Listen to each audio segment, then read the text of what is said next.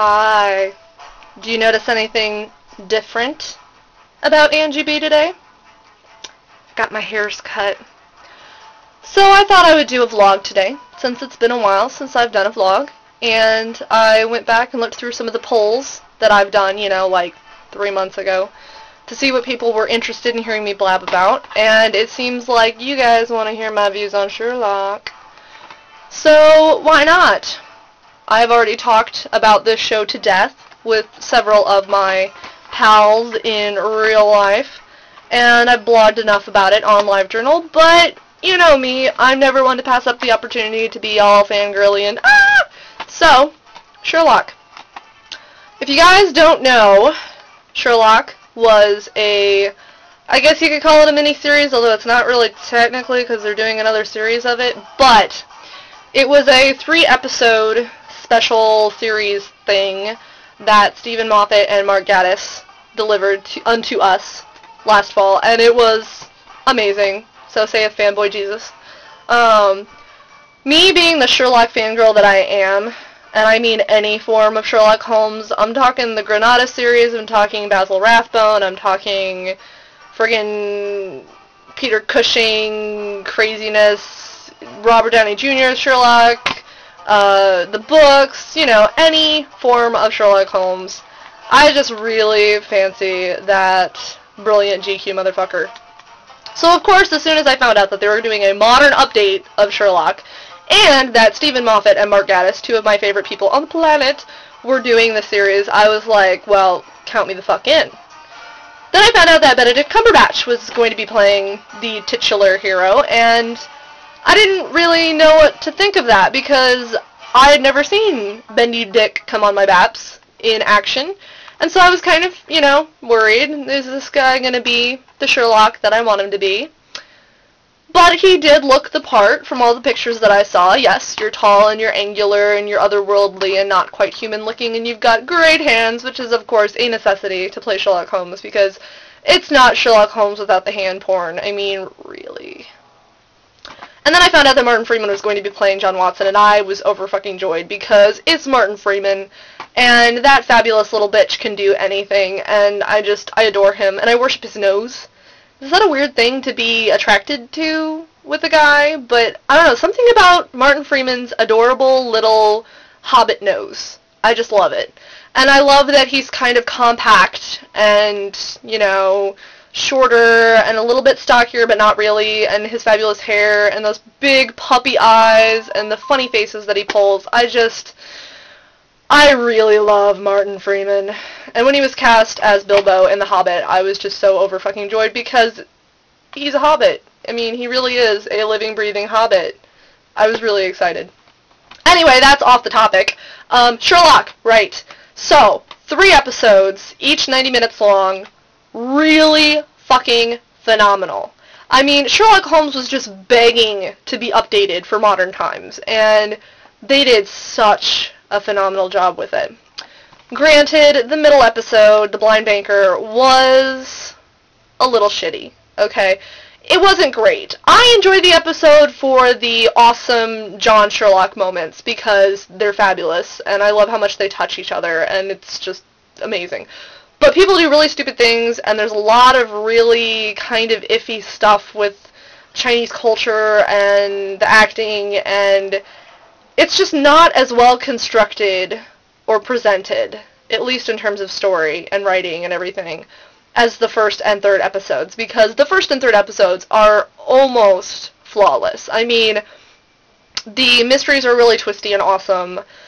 The dialogue is snarky and fabulous, and the ping-pong witty repartee between Watson and Sherlock, or Sherlock and Lestrade, or Sherlock and anyone, just amazing. The acting is phenomenal. Like, I cannot get over how much I love Benedict Cumberbatch, Benedict Cucumberbatch, Bandersome Cumbersnatch, take your pick.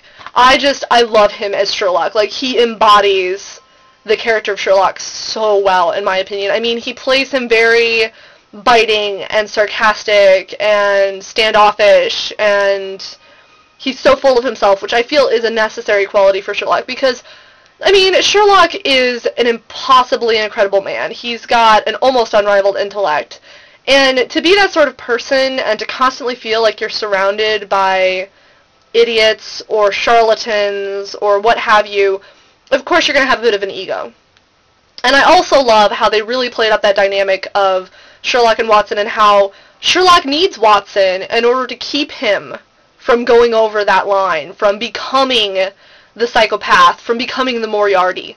Because genius does demand an audience, and Sherlock needs to know that he's appreciated and that he's admired and that his efforts and his intellect are, impressing people. And so Watson is there kind of to be the perpetual audience for Sherlock. And I love the way they wrote Sherlock and John's relationship in this series. It's so good that I can't even.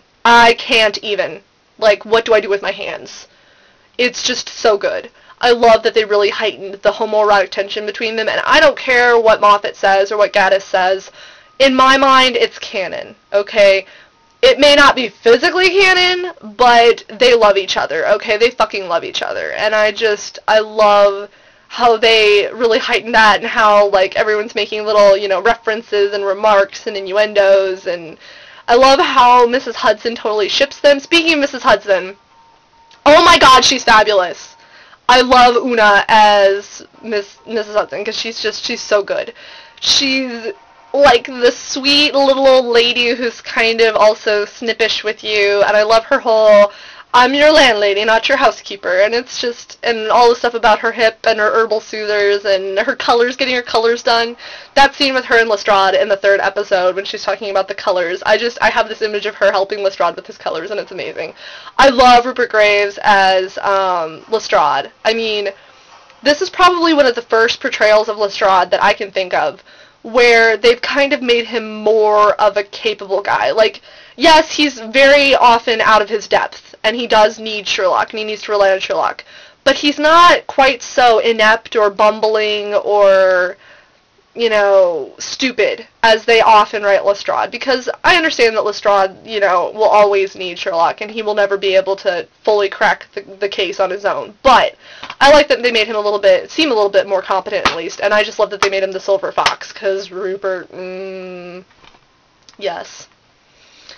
And Benedict Cumberbatch does such a good job. I love how he gets all the little details and the nuances in there, and I love his and John's relationship and how John, challenges him and, pulls him back and makes him realize what he's doing. I don't know how I feel about the fact that they came out and said that Sherlock was a sociopath. I'm okay with it in this context because this is a slightly different imagining of Sherlock and Watson, so I'm okay with it. But I don't feel like classic Holmes from the books was really a sociopath.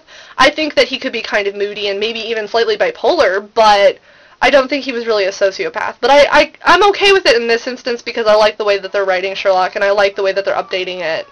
I love that they give him the long flowy coat to run around in. I love that he has everything memorized, like the London A to Z, and how he can, like, just picture all of the streets and everything, and the chase scenes. And I like all the little visual things they do with the little, wet, dry, dirt, so you get a little insight into Sherlock's process. I love that Watson still has his badass moments because he is a soldier, he is badass, and he's not afraid to pull out a gun and shoot someone if need be. And I love the cinematography. I love the usage of colors, and I love the flat. I love 221B Baker Street. I just love the way that they decorated the flat and all the little doctorisms into Sherlock, because I really do feel like Doctor Who had to have been at least in part inspired by Sherlock Holmes. I don't know that for sure, because I've never really researched the creation of the character. I should do that. I really should. But I like that that Moffat has kind of infused a little bit more doctorish qualities to Sherlock. Because, there's definitely moments where I'm just like, well, that's pure 11 right there, because obviously it's the same guy writing them. And Sherlock and the Doctor are very similar characters. They're both incredibly intelligent, more so than almost anyone else around them. They're both kind of outsiders. And in Sherlock's case, he kind of wants to be an outsider. He wants to be put on that pedestal. And in Eleven's case, he wants to be accepted. He wants to be kind of like more human than godlike, whereas with Sherlock it's the opposite. So I like that there's a lot of doctor in Sherlock. I love just how ridiculously quotable the series is. It's so good, and I love the series, and I would be remiss to end this vlog without mentioning Jim fucking Moriarty, because holy crap, Jim Moriarty. One scene, one real scene in character, hamming it up, being fey and crazy and amazing and very jokerish, and I love it. I love it. I love the menace that underlies his little calm demeanor. I love the Westwood. I love his whole Jim Moriarty, hi! I love the way he talks. I love the way that he plays with Sherlock and pulls all of his little strings. I love the way that he kind of, tries to undermine him and get through the cracks in his armor with Watson, and I love everything about the pool scene. It's just so good. It's like one of the best cliffhangers ever. I don't even give a shit. And I love everything about the third episode, but I especially love that ending. It's just, But yeah, I love Sherlock. I love it a fuck ton. And if you haven't watched it yet, I don't know what you're doing. You need to go watch it. I mean, 3 episodes, 90 minutes each. You can knock it out in a day, 2 if you have to. I'm really sad that we have to wait until, like, August to get the next 3 episodes, and that after that we don't know if we're going to get any more, because what with the filming of The Hobbit and everything, and Martin might be tied up, and Benedict might be doing other projects by then, and it's just like, I want more Sherlock. I want more of it. All of it. I want more of it. I want Irene Adler to show up. I want Rickenbach Falls. I want Mycroft. I'm so fucking excited. I want Mycroft. I know we're getting Mycroft in the Sherlock movie, and that it's going to be Stephen Fry, and that it's going to be fucking amazing. But I want Mycroft.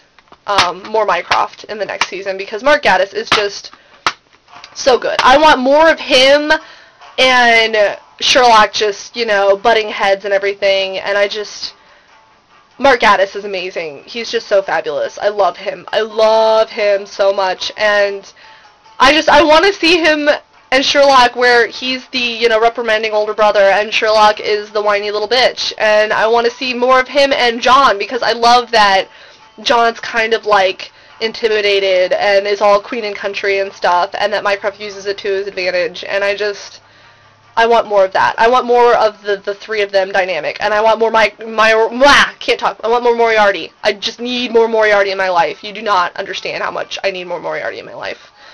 So, yeah, that's my thoughts on Sherlock. Hope you have enjoyed. Hope you approve of the new I'm now a Bob. Oh. Anyway, talk to you guys in like 2-3 months probably, when I do my next vlog. Until then, have fun, stay awesome, check you later.